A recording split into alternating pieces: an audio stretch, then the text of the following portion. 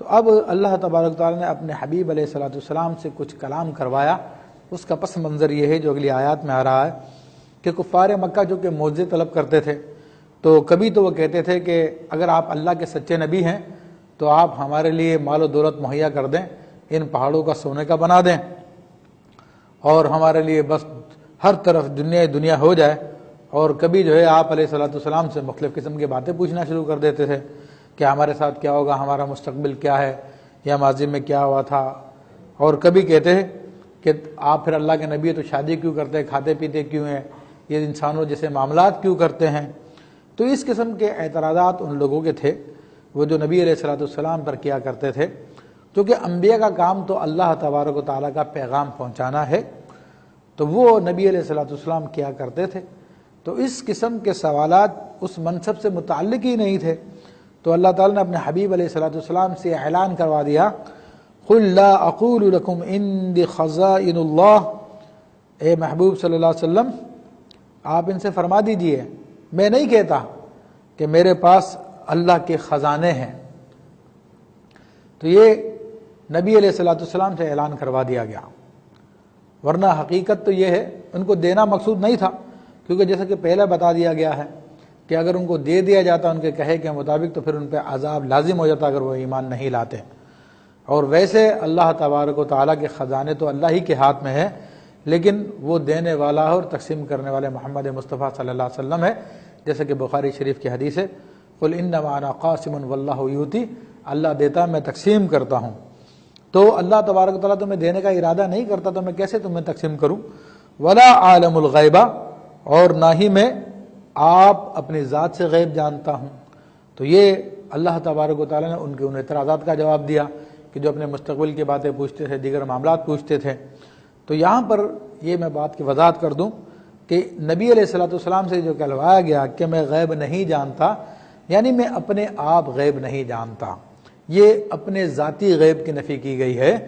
ورنہ اللہ تعالیٰ کے عطا سے غیب جاننا تو نبوت کے لیے غیب کی بات بیان کرنا اور لازم و ملزوم ہے. خود اسی قرآن مجید فرقان حمید میں اللہ تبارک و تعالیٰ نے دو مقامات پہ واضح لفظوں میں علم غیب کو ثابت کیا ہے اپنے انبیاء کے لیے.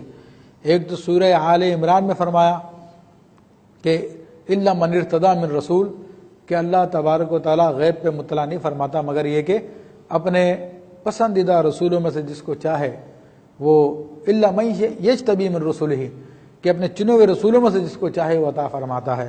پھر ایک سورۃ الجن میں اللہ تبارک و تعالیٰ نے یہ اعلان فرمایا کہ عالم الغیب فلا یظہر علی غیب احدا الا من ارتضی من رسول، کہ وہ غیب کا جاننے والا اپنے غیب پہ کسی کو مطلع نہیں فرماتا مگر یہ کہ اپنے پسندیدہ رسولوں میں سے جس کو چاہے عطا فرمائے. تو یہاں پر وہاں پر علم غیب ثابت کیا ان دو آیتوں میں، اور یہاں پہ نفی کروائی گئی. تو کیا دونوں میں ایک دوسرے میں تضاد ہے؟ قرآن میں کوئی تضاد نہیں ہے. وہ تو خود اللہ تعالیٰ فرماتا ہے قُلْ لَوْ كَانَ مِنْ عِنْدِ غَيْرِ اللَّهِ لَوَجَدُوا فِيهِ اخْتِلَافًا كَثِيرًا، کہ اگر یہ خدا کے علاوہ کسی اور کی طرف سے ہوتا تو اس میں بہت اختلاف پایا جاتا. تو اللہ کی طرف سے اس میں اختلاف نہیں ہے، سمجھنے کی غلطی ہے. اس آیت میں جو غیب کا منع کیا گیا ہے تو مراد اپنی ذات سے کوئی غیب نہیں جانتا، اللہ مجھے اطلاع کرتا ہے. اور ان آیتوں میں جو اس بات کیا گیا ہے تو وہ کیا گیا اللہ کی عطا سے ان کو غیب ہوتا ہے. اس میں جو نفی کی گئی ہے کہ اپنی ذات سے کوئی غیب نہیں ہے. ولا اقول لکم انی ملک، اور جو میں شادی کرتا ہوں، بیاہ کرتا ہوں، انسانوں کی طرح چلتا پھرتا ہوں، اٹھتا بیٹھتا ہوں، کھاتا پیتا ہوں، تو میں نے کب کہا کہ میں فرشتہ ہوں؟ میں تو فرشتہ نہیں ہوں. مجھے تو اللہ تبارک و تعالیٰ ان اتبع الا ما یوحى الی، میں تو صرف اسی کا تابع ہوں جو مجھ پہ وحی کی جاتی ہے. اللہ تبارک و تعالیٰ نے مجھ پہ وحی کی، مجھے کہا، حکم دیا کہ تم پیغام پہنچاؤ تو میں پیغام پہنچا رہا ہوں. اللہ تبارک و تعالیٰ کو مجھے کہے کہ تم ان لوگوں کو عطا کر دو تو میں ان کو عطا کر دوں گا. اللہ تعالیٰ فرمائے گا کہ تم ان کو غیب کی بات بتا دو تو میں تمہیں بتا دوں گا. اللہ تبارک و تعالیٰ چاہے گا تو بہت کچھ کر دوں جب اللہ تعالیٰ مجھے حکم دے گا. تو اب جو کچھ کر رہا ہوں، آئندہ جو کچھ کروں گا، ماضی میں جو کچھ کیا، وہ سب کا سب میں اللہ تبارک و تعالیٰ کے حکم سے کرتا ہوں.